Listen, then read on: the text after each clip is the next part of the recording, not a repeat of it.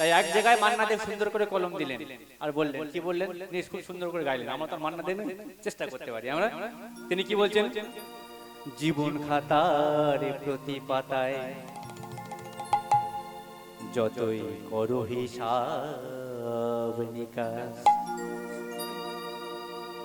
কিছুই রবে না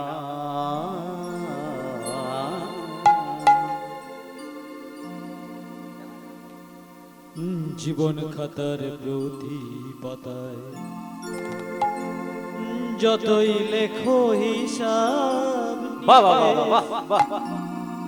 জীবন খাতার প্রতি পাতায় যতই লেখো হিসাব নিকাশ, কিছুই রবে না। জীবন খাতার প্রতি পাতায় যতই করো হিসাব নিকাশ, জীবন খাতার পাতায় যতই করো হিসাব নিকাশ।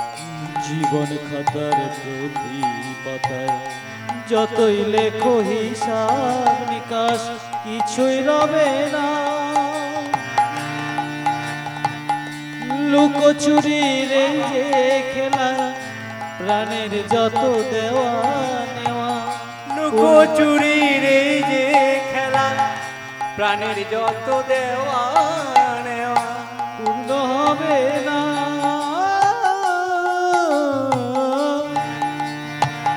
জীবন খাতার প্রতি পাতায় যতই লেখো হিসাব নিকাশ, কিছুই রবে না।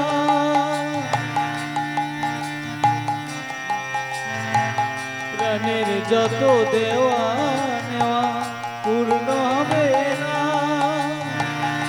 জীবন খাতার প্রতি পাতায় যতই লেখো হিসাব নিকাশ।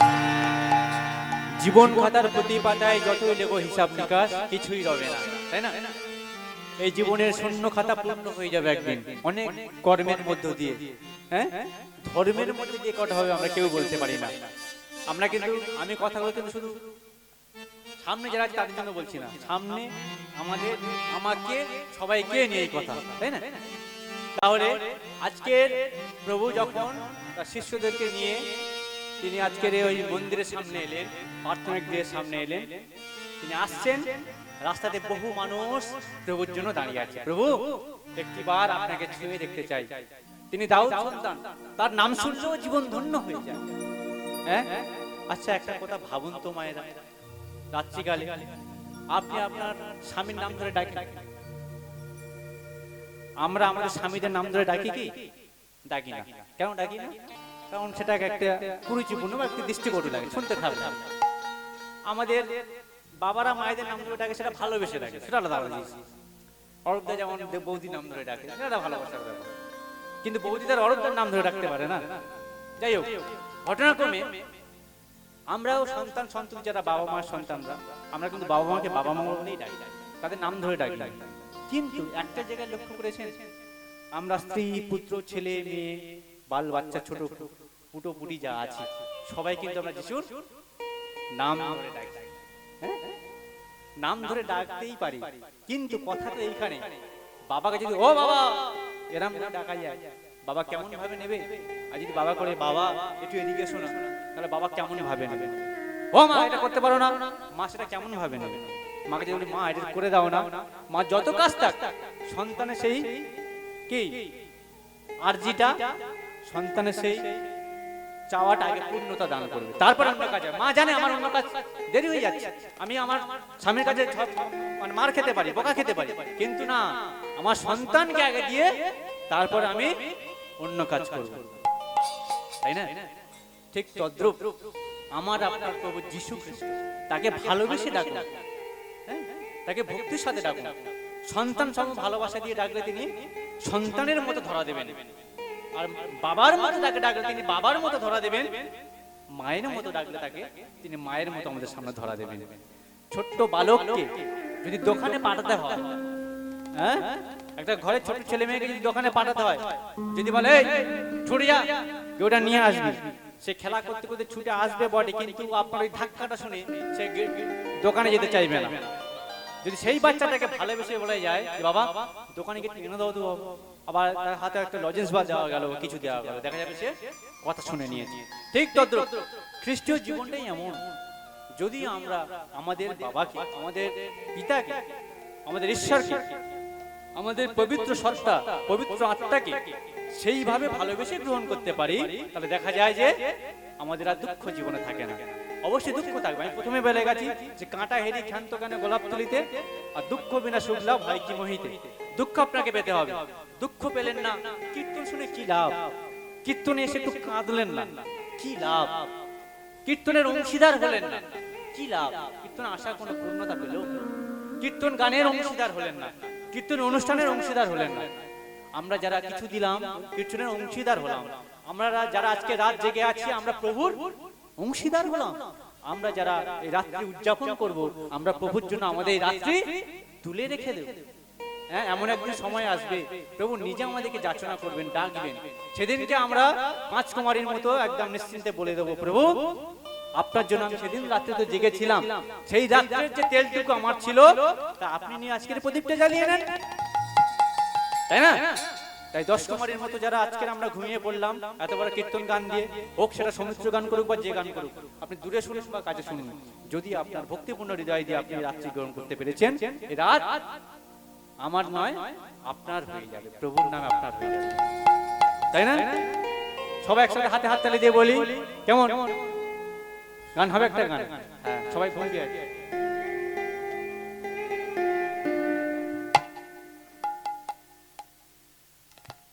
সবার জানা গানের ধরে কি গান করবো? সবাই হাসছে, কি বল? আজকে সবার ঘুমের ছুটি, চোখের পাতা খুলে রাখবো,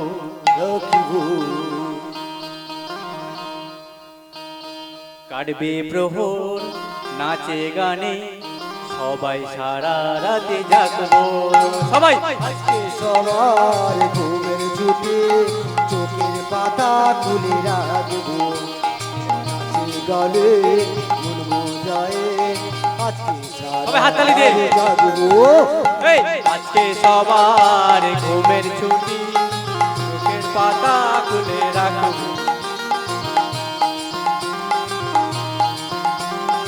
সবাই সারা রাত্রি জাগবো। আজকে তারা জেগে থাকো, চাঁদ জেগে থাকো, তারা জেগে থাকো, আমাদের সাথে আজ রাত্রি জাগো।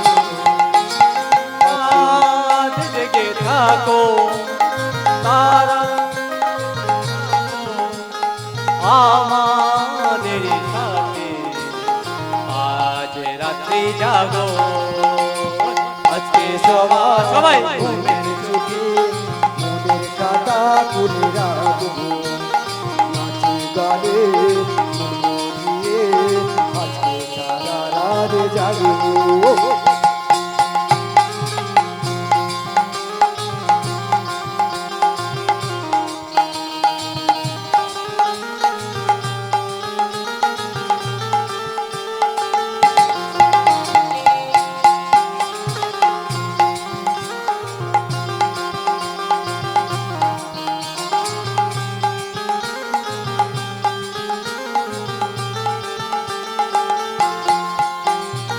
ওই দূরে রাখি রাত জাগা পাখি, বলে কানে কানে রাত আছে বাকি।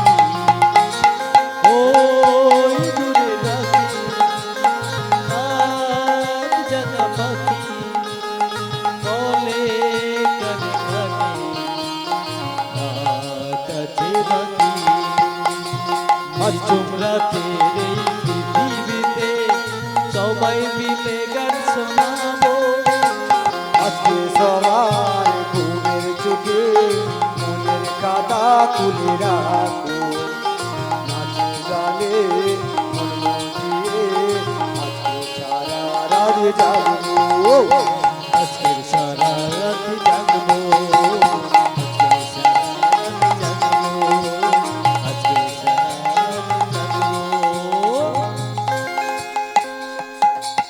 জয় যিশু। রাত্রিকালের এই সুন্দর সময়ে আসলে আমরা প্রায়োরিটিকে আগিয়ে নিয়ে যাই, আমরা শ্রবণ করি। আজকে যিশু চলেছেন তার শিষ্যবর্গদেরকে নিয়ে সেই মন্দিরে, আর তার শিষ্যবর্গ তার সাথে চলেছেন, আর সমগ্র মানবের সাথে তিনি চলেছেন। দূরে পদগত দাঁড়ালেন, আর কি বলেন? বলেন, চেয়ে দেখো আজকের প্রভু কেমন সুন্দর করেছেন, চলেছেন। আহারে থমকি থমকি চলে যায়, আহারে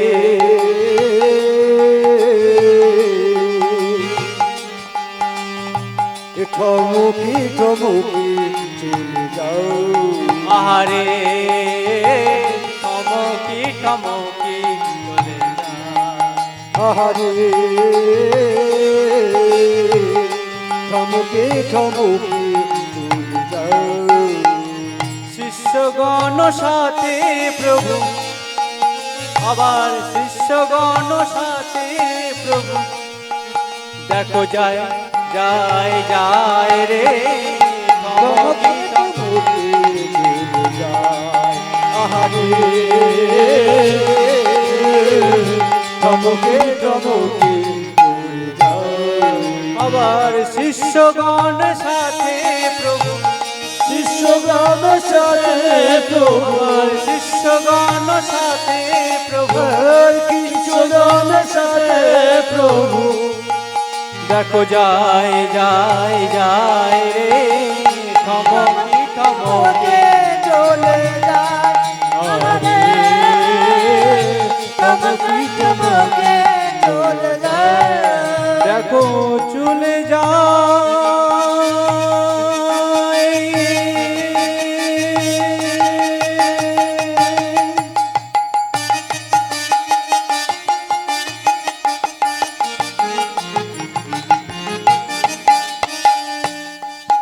প্রভু শিষ্যগণ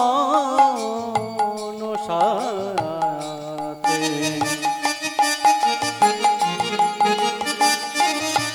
প্রভু শিষ্যগণ সাথে কত মধুর কথা বলে যায়,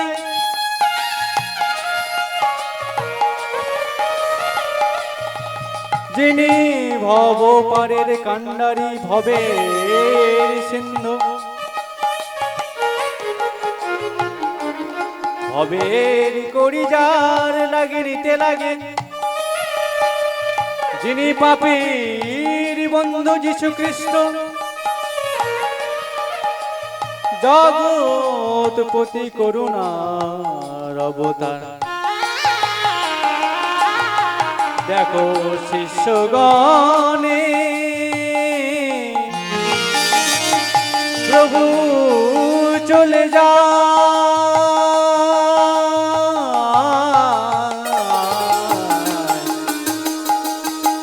শিষ্যগণে প্রভু চলে যায়,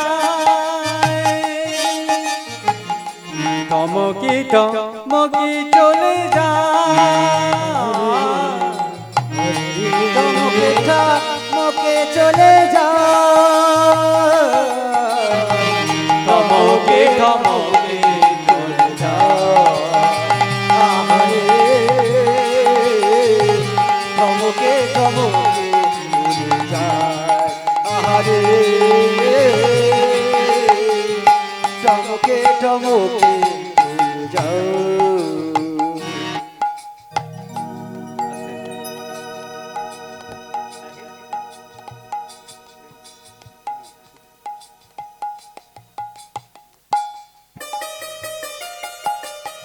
আজকে প্রভু তার শিষ্যদেরকে নিয়ে একদম মন্দিরের সেই গির্জার দরজায় গিয়ে দাঁড়িয়েছে, হ্যাঁ, আর তিনি দরজাতে প্রবেশ করবার পূর্ব লগ্নে তিনি যখন দেখছেন, তিনি লক্ষ্য করলেন আজকে সেই গির্জা ঘরের মধ্যে, আমি গির্জাই বলি আমাদের বোঝার সুবিধার্থে, তাই না, মন্দির বলে একটু কেমন শুনতে লাগে, আজকে সেই সিনাগগে বা সেই গির্জাতে অনেক মানুষ তার জড়ো হয়েছে। আমরা যেমন ভাবে গির্জাতে রবিবার করে আসি, বহু মানুষের আগমনের মধ্য দিয়ে সেই গির্জায় মানুষ পূর্ণতা লাভ করেছে, সেখানে সবাই প্রার্থনা করছে। হ্যাঁ, আর প্রভু লক্ষ্য করছেন প্রত্যেকের প্রার্থনাটা। তিনি দূরে দাঁড়িয়ে আজকের জগৎপতি, জগতের দানকর্তা, তিনি দূরে দাঁড়িয়ে দাঁড়িয়ে তিনি লক্ষ্য করলেন আজকের মানবের প্রার্থনা। তিনি দাঁড়িয়ে দেখছেন আর চিন্তা করছেন যে মানব কিভাবে আজকে প্রভুর কাছে প্রার্থনা করে। প্রভু যখন সেখানে দাঁড়িয়ে তিনি প্রার্থনা, প্রত্যেকের প্রার্থনা দেখছেন আর শ্রবণ করছেন, তিনি তো অন্তর্যামী, তিনি দাঁড়িয়ে দাঁড়িয়ে বুঝতে পারছেন প্রত্যেকের মনের ব্যথা কি, মনের কি প্রার্থনা। যখন সেখানে তিনি দাঁড়িয়েছেন, তিনি লক্ষ্য করলেন এত মানুষের ভিড়ে দুজন মানুষ যেন বড্ড আলাদা রকমের প্রার্থনা করছেন। একজন প্রভুর দিকে তাকিয়ে, প্রভু স্বর্গের দিকে তাকিয়ে তিনি প্রার্থনা করছেন, প্রভু আমি আজকে এই পবিত্র দিনে আপনার গির্জাতে এসেছি, মন্দিরে এসেছি, প্রভু আমি আপনার জন্য ভক্তিপূর্ণ জীবন যাপন করি, প্রভু আমি আপনার জন্য যা কিছু প্রয়োজন তা আমি জীবন দিয়ে দিই, সর্বোপরি আমি আপনাকে দশমাংশ দান করি, আমি যা আয় করি তার দশমাংশ 100 ভাগের 10 ভাগ আমি এই মন্দিরে দিই, আমি ধার্মিকতার জীবন যাপন করি, আমি ধার্মিক, এই ইচ্ছাতে সে যখন প্রভুর কাছে প্রার্থনা করছে, তার মস্তকখানা, তার মুখখানা নিম্নগামী ছিল না, অর্থাৎ নিচু ছিল, তার মুখটা স্বর্গের দিকে তাকানো ছিল, আকাশের দিকে তাকিয়ে সে প্রার্থনা করছিল। প্রভু লক্ষ্য করলেন, তিনি দেখলেন হ্যাঁ তার প্রার্থনাটা কেবল জড়বস্তুর মতো, যেমন জড়বস্তুর আওয়াজ যতক্ষণ না তার থেকে আমরা প্রয়োগ করি ততক্ষণ আওয়াজ বার হয় না। এই বক্স যতক্ষণ না লাইট সাউন্ড বা সিস্টেম দেওয়া হবে ততক্ষণ বক্স বাজবে না, ঠিক তো? তার প্রার্থনাটা যেন জড়তা হয়ে গেল। প্রভু দূরে দাঁড়িয়ে দাঁড়িয়ে লক্ষ্য করলেন, তার শিষ্যদেরকে বললেন হ্যাঁ এই প্রার্থনা স্বর্গে পৌঁছালো না, গ্রহণ করা। আজকে প্রভু দূরে দাঁড়িয়ে দাঁড়িয়ে আবারও প্রত্যেকের প্রার্থনা তিনি উপলব্ধি করছেন। হ্যাঁ, তিনি লক্ষ্য করলেন দূরে আরেকজনকেও প্রার্থনা করছে, গভীর মনোযোগের সাথে নত মস্তকে, হ্যাঁ ভক্তিপূর্ণ হৃদয়ে সে প্রার্থনা করছেন। আর কি বলছেন? দয়াময় ওগো দয়াময়, প্রণাম তোমার দয়াময়, প্রণাম তোমার দয়াময়। একদম নতমস্তকে নিচু হয়ে, হ্যাঁ নম্র হয়ে প্রভুর কাছে প্রার্থনা করছে, দয়াময় প্রণাম তোমার দয়াময়, দয়াময়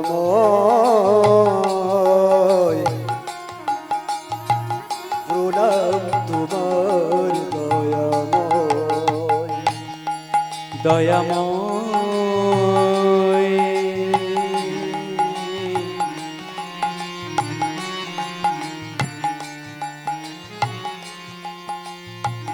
প্রণাম তোমার দয়াময়, দয়াময়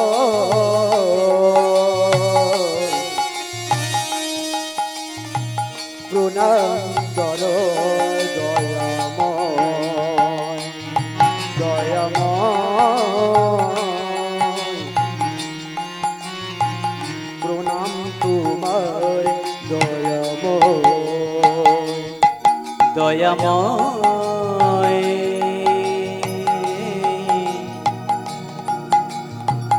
প্রণাম তোমার দয়াময়, দয়াময় প্রণাম তোমার দয়াময়, কাঙালির প্রভু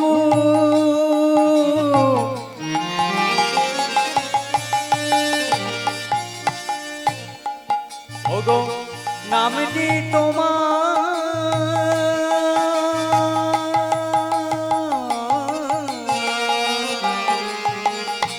কাঙালে প্রভু নাম কি তোমার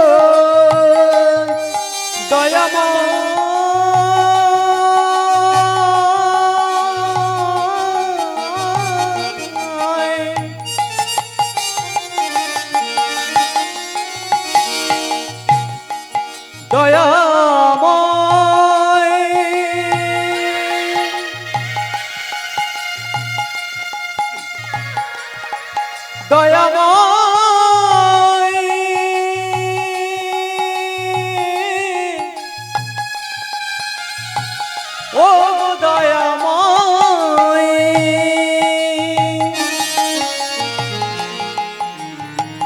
কাঙালি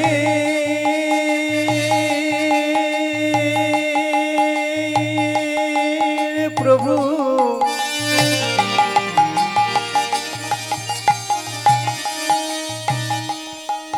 প্রভু নামটি তোমার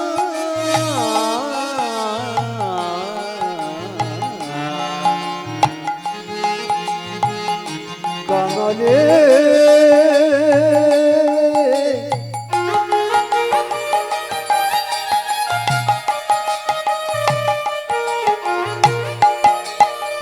আর কাঙালে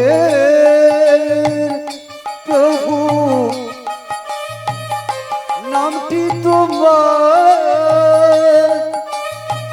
কাঙালির প্রভু নামটি তোমার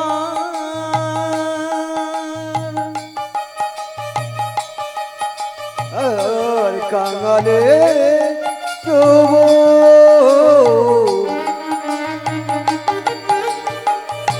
নামটি তোমার যার কেহ নাই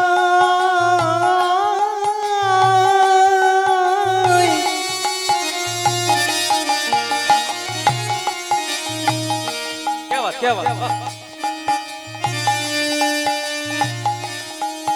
ও মন যার কেহ নাই প্রভু তুমি হও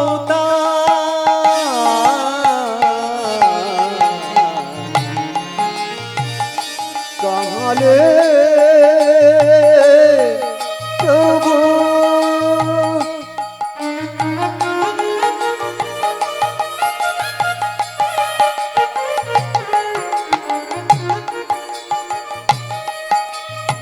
ইত্তার কেহ নয়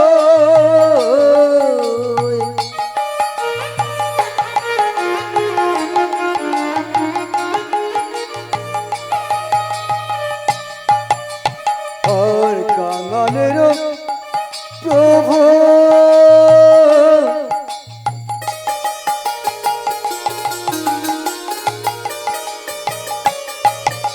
আর কাঙালের প্রভু তার কেহ নাই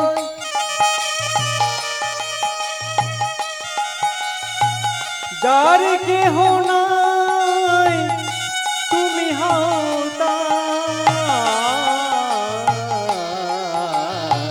প্রণাম তোমায় ভগবান প্রণাম তোমায় ভগবান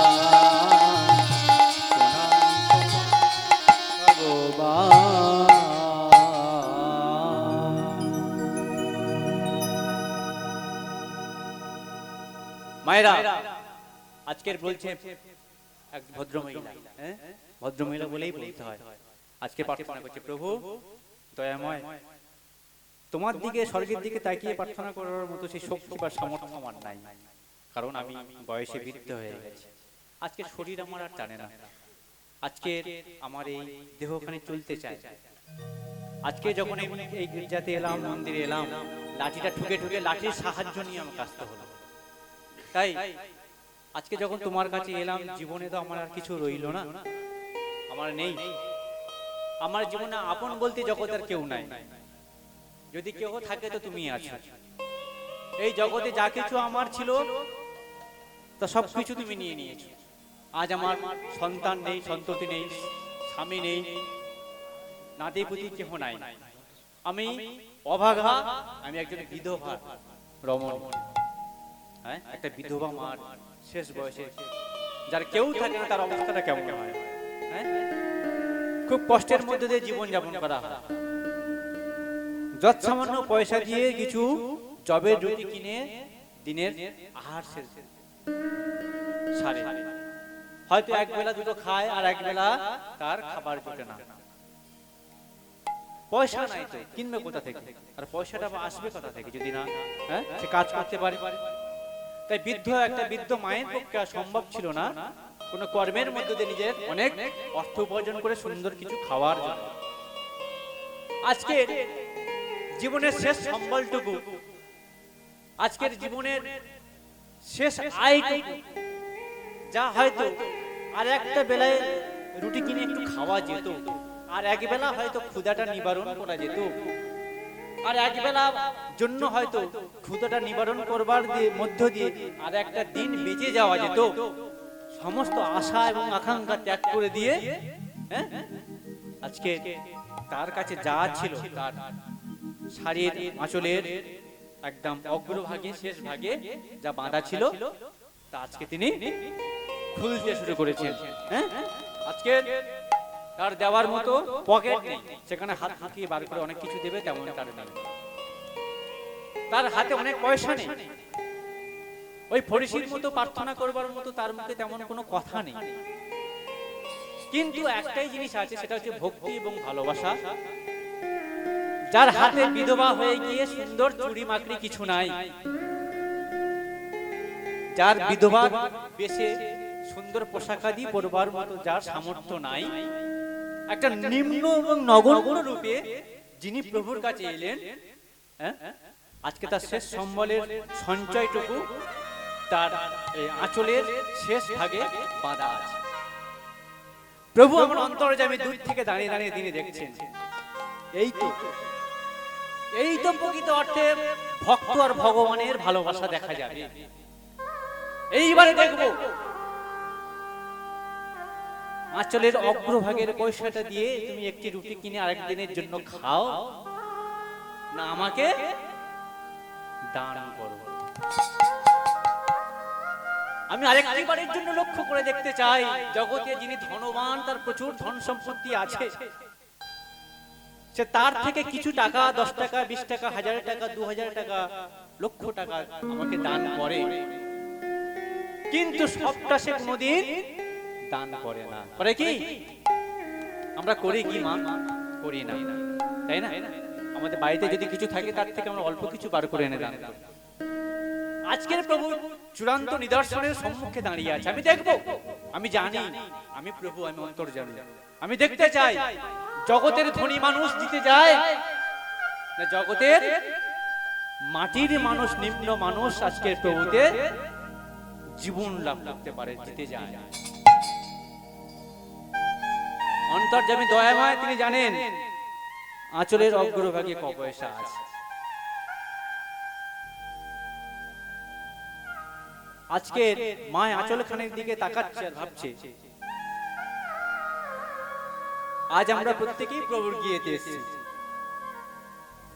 সবার সবকিছু আছে, সবাই প্রভুকে কিছু না কিছু উপহার দেবে,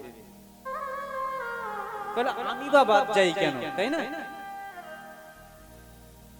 সারা জীবন প্রভু আমাকে দান করে গেল, আমি খেলাম, বড় হলাম, জীবন যাপন করলাম তার পৃথিবীতে, হয়তো কদিন পরে মারা যাব, কিন্তু প্রভু আমাকে যা দিয়েছে তার থেকে যদি কিছু প্রভুকে দেওয়ার সুযোগ আমাদের জীবনে কোনোদিন এসে যায়, সেই সুযোগ কি আমরা কেউ হাতছাড়া করতে পারবো? কি হাতছাড়া করব? প্রভু যদি এখানে এসে দুহাত পেতে বলে আমাকে কিছু দাও, আমরা সবাই তো কি বলবো? আমাদেরকে প্রভু তুমি নিয়ে নাও, বলবো তো? কিন্তু ভুল কথা, আমি প্রমাণ দিয়ে যাবো, আমরা কেউ প্রভুকে দেব না নিজেদেরকে। সে কথা পরে আসে। মনে মনে চিন্তা করলো, আজকের কিছু যখন নাই, যেটুকু আছে সেটুকুই আমি প্রভুকে দান করে দিয়ে যাবো। হ্যাঁ, বড় বেদনার সাথে প্রার্থনা করেছে। আর দেখবেন বয়স্ক মহিলারা যখন প্রার্থনা করে, আমি জানি না তাদের মনে কি থাকে, তারা যখন তারা প্রার্থনা করে তাদের হৃদয় থেকে তারা প্রার্থনা করে, তাদের আপনি যাদের অশ্রু বিগলিত হয়, তাদের চোখ থেকে জল বাহির হয়, হয়তো সারা জীবনের অনেক দুঃখ থাকে, হয়তো জীবনের শেষ লগ্নে এসে প্রভুর সাথে ভালোবাসার সন্ধি বিচ্ছেদ করেছিল, সেই সুন্দর সন্ধিক্ষণে মিলন করবার জন্য তার দুঃখ আছে। হয়তো প্রভুকে সারা জীবন সে চিনতে পারেনি, তার একটা বেদনা আছে, নানান সমস্যার মধ্যে দিয়ে হয়তো সে সেখানে সেই সময় কাঁদে আর প্রভুর কাছে প্রার্থনা করে। আজকের বিধবা মা চোখের জলটা আঁচল দিয়ে পুঁছে নিয়ে তিনি কাঁদতে শুরু করলেন। হ্যাঁ, কাঁপা কাঁপা হাতে তার শাড়ির আঁচলটা তিনি খুঁজতে শুরু করলেন। আমার আঁচলটা কোন দিকে আছে গো, আমার আঁচলটা কোন দিকে আছে? আমার আঁচলের সেই সিকি পয়সা বাঁধাটা পড়ে যায়নি তো, আমি যা প্রভুকে দেবার জন্য এনেছিলাম। হ্যাঁ, আমরা দূরে দূরে দাঁড়িয়ে এইটা দেখছি, প্রভু দেখছে আর আমরা দাঁড়িয়ে দাঁড়িয়ে দেখছি। হ্যাঁ, শ্রদ্ধেয় স্বর্গীয় মন্টু মণ্ডল দাঁড়িয়ে দাঁড়িয়ে কলম দিলেন আর বললেন, আমার বলিতে প্রভু আর কিছু নাই, তুমি তো আমার পিতা বন্ধু ভাই। প্রভু, জগৎ আমার বলতে আর কিছু নেই, তুমি আমাকে যা দিলে সব তো শেষ। আমি বৃদ্ধা হয়ে গেছি, বয়স হয়ে গেছে, আমার কেউ নাই। হ্যাঁ, তাই এই জায়গায় মূল্যপূর্ণ সুন্দর করে কলম দিলেন, আমার বলিতে প্রভু আর কিছু নাই,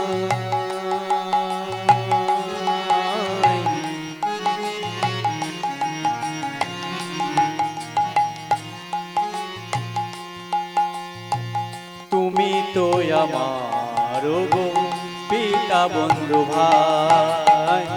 আমার বলিতে প্রভু আর কিছু নাই, তুমি তো আমার গো পিতা বন্ধু ভাই। আমার বলিতে প্রভু আর কিছু নাই, তুমি তো আমার গো পিতা বন্ধু ভাই। আরে আমার বলিতে প্রভু আর কিছু নাই, তুমি তো আমার গো পিতা বন্ধু ভাই। জীবনে মরণে আমার জীবন মরণে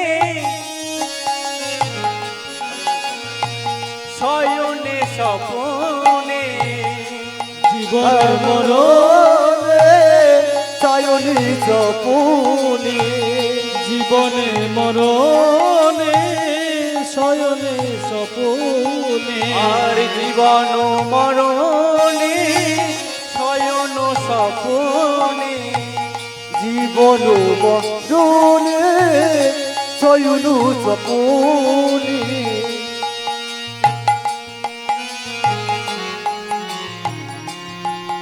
আমি জীবন মরণে শয়ন স্বপনে, জীবন মরণে শয়ন স্বপনে, খুঁজে খুঁজে পাগল আমি হই,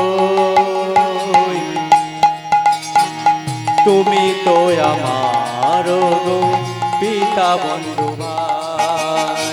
আমার বলিতে প্রভু আর কিছু নাই, তুমি তো আমার পিতা বন্ধু ভাই। আমার বলিতে প্রভু আর কিছু নাই, তুমি তো আমার গো পিতা বন্ধু ভাই। আমার বলিতে প্রভু আর কিছু নাই, তুমি তো আমার পিতা বন্ধু ভাই। মায়েরা, তার জীবনে কেউ নাই, আমার বলে তার জীবনে আর কেউ ছিল না। তাই দুঃখের সাথে বেদনার সাথে প্রভুকে জানাচ্ছে, প্রভু আমার নিজের বলতে আর কেউ নাই। বড় খেদের সাথে আবেগের সাথে প্রার্থনা করছি।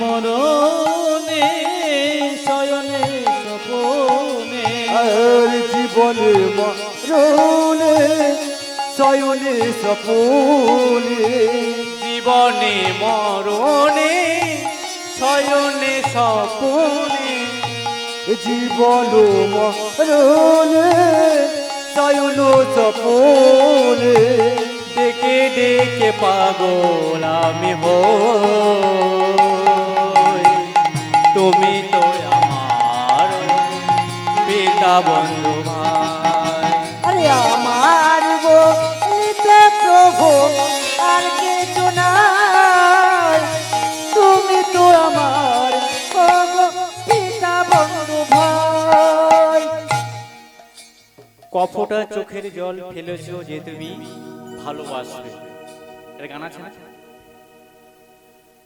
কফোটা চোখের জল ফেলেছো যে তুমি ভালোবাসবে পথের কাঁটায় পায়ে অশ্রু না ঝরালে কি করে এখানে তুমি আসবে কফোটা চোখের জল ফেলেছো যে তুমি ভালোবাসবে ভালোবাসা অনেক রকম আছে স্বর্গীয় ভালোবাসা আর জগতের ভালোবাসা জগতে আমরা এক লিঙ্গের থেকে আরেক লিঙ্গের মানুষকে ভালোবাসি ছেলে মেয়েকে মেয়ে ছেলেকে ভালোবাসা যুবক যুবতী ভালোবাসা বাবা মায়ের ভালোবাসা সন্তানের সাথে বাবা মায়ের ভালোবাসা এই ভালোবাসাটা এক জায়গায় আর প্রভুর ভালোবাসাটা আরেক জায়গায় তাই না তাই শাস্ত্রকার বললেন যে কপটা চোখের জল ফেলেছো যে তুমি ভালোবাসবে চোখের জল না ফেললে ভালোবাসা পাওয়া যায় দুঃখ না পেলে ভালোবাসার কোনো মূল্য বোঝা যায় না যখনই আপনার জীবনে দুঃখ আছে তখনই আপনার জীবনে সুখের ছোঁয়া ধরা দেবে যখনই আপনার জীবনে ভালোবাসার মূল্য আপনি খুঁজতে যাবেন তখন আপনাকে দুঃখ লাভ করতে হবে দুঃখ পেতে হবে তবে আপনি ভালোবাসার সেই ভালো দিকটা আপনি খুঁজে পাবেন ভালোবাসা গ্রহণ করতে পারবেন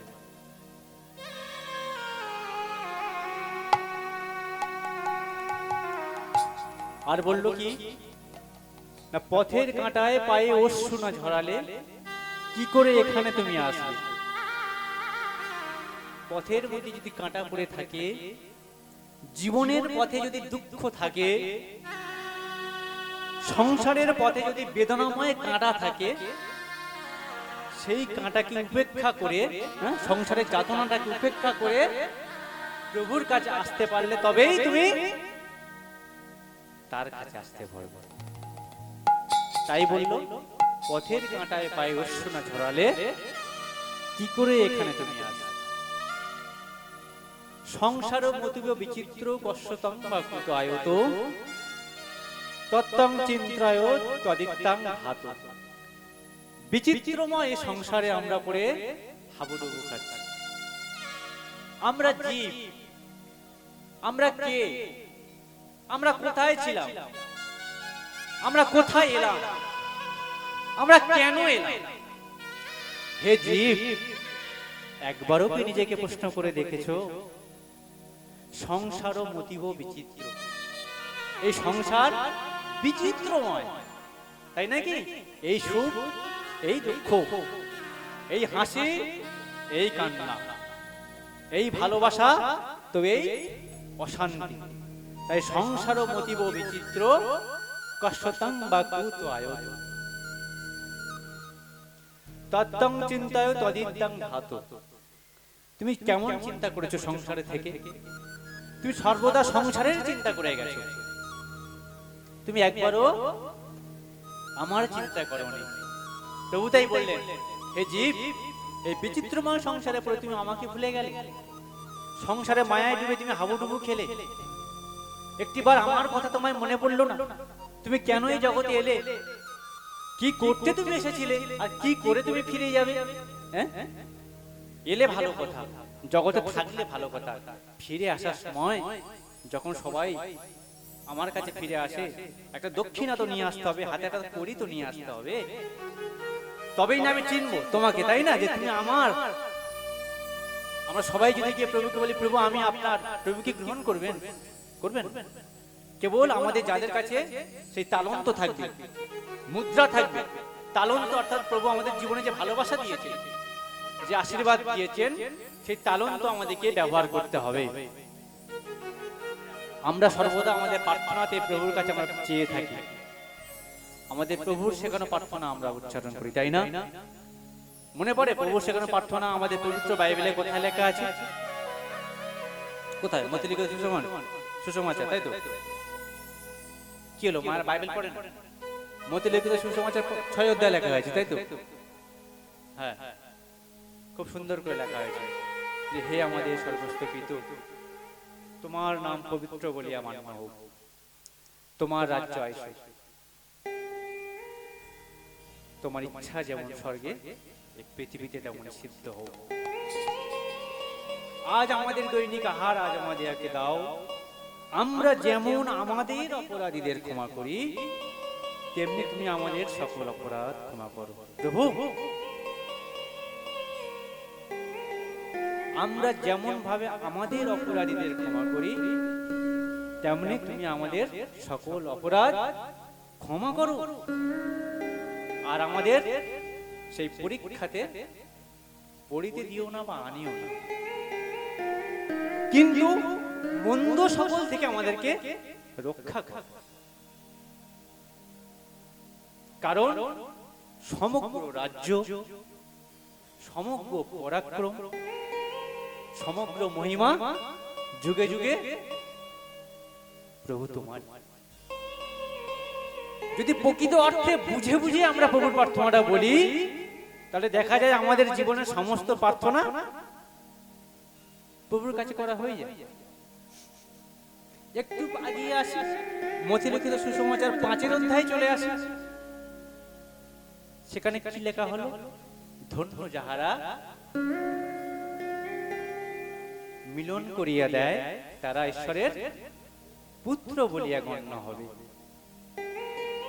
সন্তান বলল না, কোন রকম সাধারণ কিছু বলল না, ঈশ্বর বললেন পুত্র বলিয়া গণ্য হবে। অশান্তি করছো, ঝগড়া করছো, মারামারি করছো, তাদেরকে মিলিয়ে দাও, তাহলে তুমি ঈশ্বরের সন্তান রূপে গণ্য হবে। মায়েরা, একটি কথা শ্রবণ করে যান। ঠিক যে রাত্রি যে সময় আমরা বসে আছি এখন, আপনারা প্রত্যেকেই জানেন প্রভুর 12 জন শিষ্য ছিল, তাই না?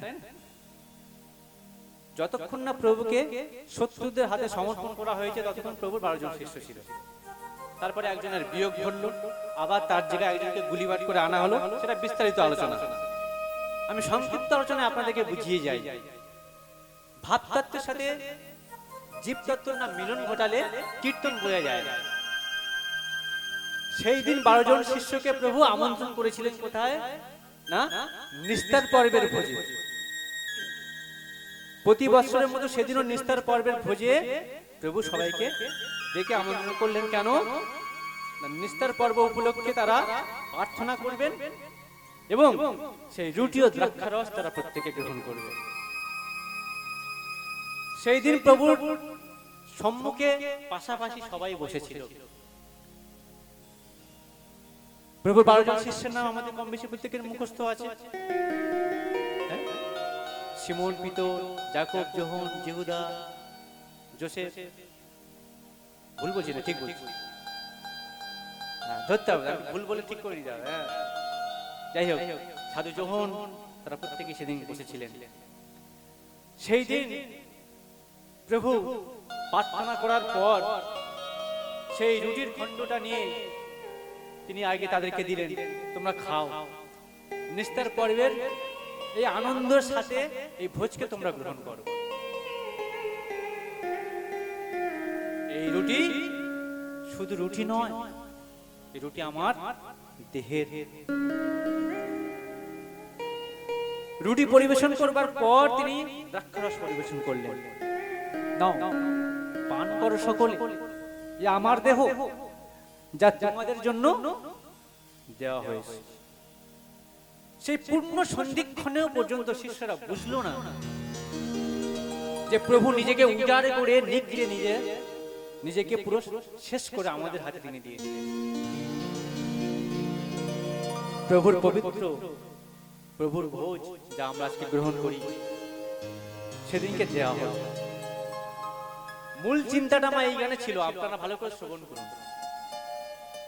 তাদের প্রত্যেকের হাতে হাতে সেই দিন প্রভুর সেই রুটি ঘুরলো, দ্রাক্ষারস ঘুরলো, তারা রুটিও খেলো, দ্রাক্ষারস পান করলো। কিন্তু এইখানে একটা কিন্তু থেকে গেল। কোথায়? না, সেখানে যে 12 জন ছিল, সেই 12 জন মানুষের মনের চিন্তা কি সব একই রকম ছিল?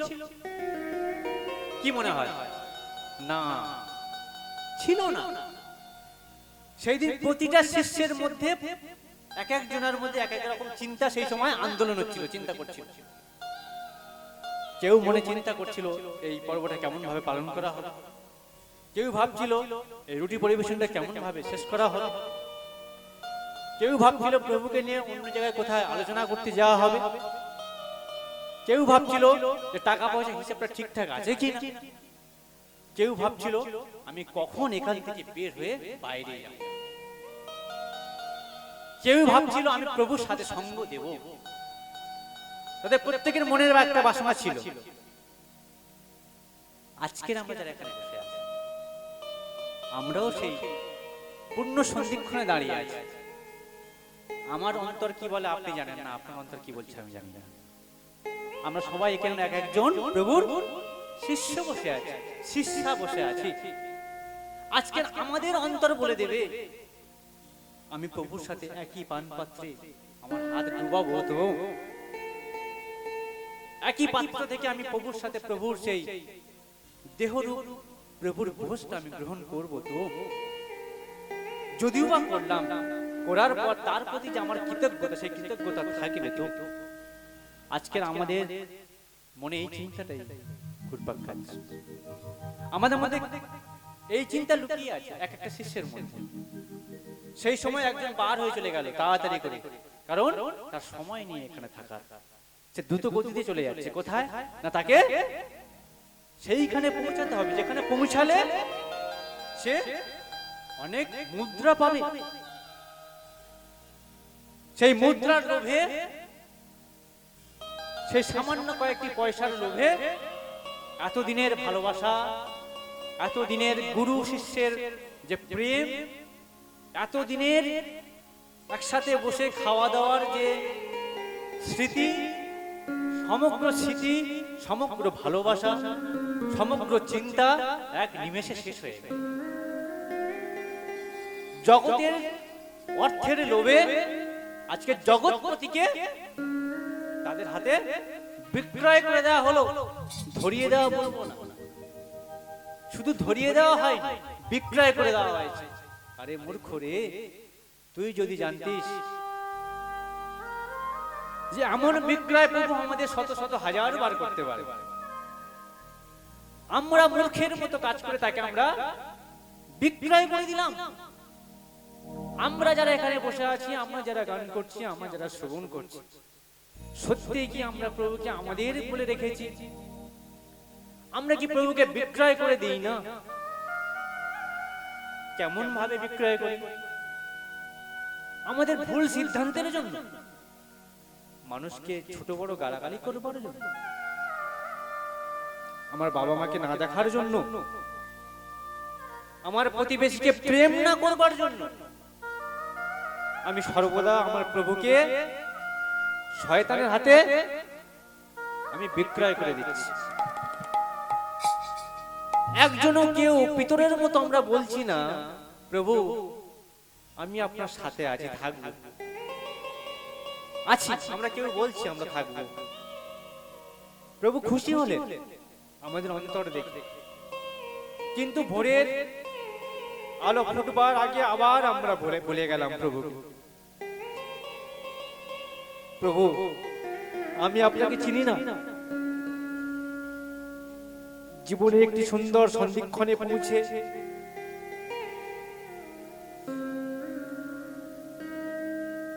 রূপ অর্থ লালসার আমরা পরিপূর্ণ হয়ে সেই সময় আমরা প্রভুকে চিনতে পারি না।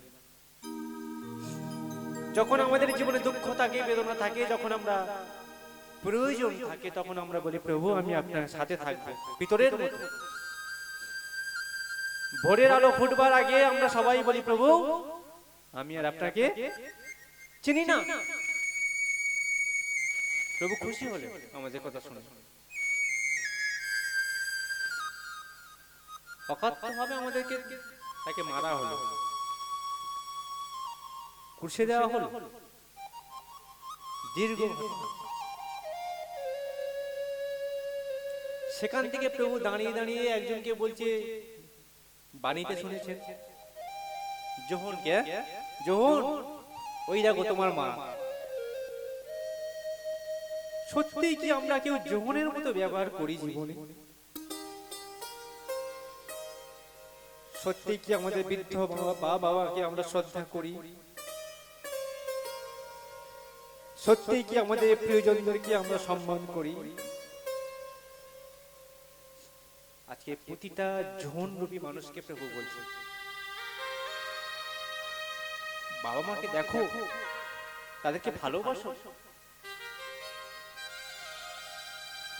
আপনজনদেরকে প্রেম করো, স্নেহ করো, তবেই না তুমি যোহনের মতো আমার প্রিয় শিষ্য হবে। তুমি আমার সাথে থাকবে বলেছিলে, আমি খুশি হয়েছি, তুমি চলে গেছো, আমি দুঃখ পাইনি, কিন্তু একটিবারের জন্য পিতরের মতো আমাকে বলো যে প্রভু আমি তোমার সাথে আছি।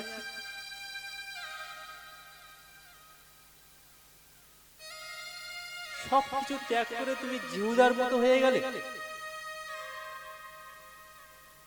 আমি তোমাদেরকে এত ভালোবাসলাম, আমার ভালোবাসা সব তুচ্ছ হয়ে গেল।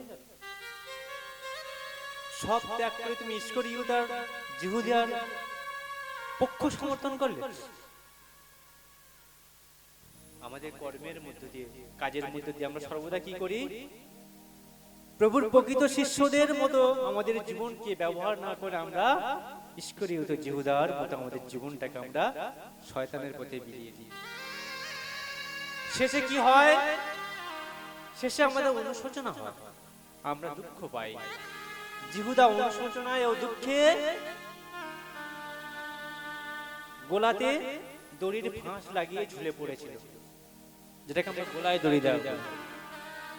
জানেন মা, সেই মাঠটার কি নাম ছিল? মাঠটা যে মাঠে যে গাছটাতে তিনি গোলায় দড়ি দিয়েছিলেন, তার নাম হচ্ছে হকলনামা। সে মাঠটির নাম হচ্ছে হকলনামা। শাস্ত্র বলে ইস্করিয়ত জিহুদা সেই গাছের উপর থেকে যখন ঝুলে পড়লো, আমার প্রভুর মৃত্যুর জন্য যে দায়ী হয়ে গেল, সে ঝুলে থাকতে পারলো না, সে সেখান থেকে ছিঁড়ে পড়ে গেল। আর পড়ে কি হলো? তার পেট ছিঁড়ে গেল, তার শরীরের ভিতরে যা অঙ্গ প্রত্যঙ্গ, নাড়ি ভুঁড়ি যা আমরা বলি, তার ছিটকে বার হয়ে গেল। আর যে জমিতে সে ভূপাতিত হয়েছিল বা পড়েছিল, সেই জমিতে আর কোনোদিন কোনো ফসল আজও ফলে নাই। আমার প্রভু যে বেথলেহেম শহরে নেমে এলেন, যেখানে যুদ্ধ চলছে ইসরায়েল প্যালেস্টাইনে। বেথলেহেম শব্দের অর্থ হচ্ছে জীবন খাদ্যের ভান্ডার। যেখানে আমার প্রভু নেমে আসেন, যিনি জগৎপতি, যিনি জগতের সমস্ত খাদ্যের শ্রেষ্ঠ খাদ্য, যিনি অমৃত থেকে আর অমৃততর, তিনি যেখানে নামবেন সেটা তো জীবন খাদ্যের ভান্ডার হবেই তো হবে। তাই প্রিয়জনেরা, আজকের আমাদের চিন্তাটা এমনই থাক যে আমরা প্রকৃত অর্থে প্রভুর কোন শিষ্যের দলে আমরা অংশীদার হতে চলেছি। প্রার্থনা করুন উঁচু গলাতে নয়, যাচনা করুন উঁচু গলায় নয়, প্রভুর বাক্য পরিবেশন করুন দাম্ভিকতায় নয়, প্রভুর বাক্য আলোচনা করুন জ্ঞান দিয়ে নয়, কিন্তু সমস্ত কিছু করুন প্রভুর ভালোবাসা দিয়ে। লম্বা প্রার্থনা প্রভু গ্রহণ নাও করতে পারে, সেই দিন সেই বিধবার ছোট্ট প্রার্থনা প্রভু দূরে দাঁড়িয়ে দেখছে আর গ্রহণ করছে। আমরা বলি আমরা প্রভুর জন্য দুঃখ পাই। জানেন, একটি বিশপকে খ্রিস্ট ধর্ম থেকে ত্যাগ করবার জন্য কি শাস্তি দেওয়া হয়েছে? ঠিক আঙুলের মধ্যে এরকম, হাতের আঙুলের মধ্যে এরকম নগ্ন বিশিষ্ট একটা লোহার পাত তৈরি করা হয়েছিল দুটো। তার বুকের মাঝখানে এইভাবে ঢুকিয়ে দিয়ে দুটো পা এইভাবে দুদিকে টানা হয়েছিল। বলুন এই অকাথ্য যন্ত্রণা কে সহ্য করতে পারে? সে সেই যন্ত্রণা চিৎকার করছে, কিন্তু একবারের জন্য যিশুকে ভুলে যাবো এ কথা তিনি বলেন।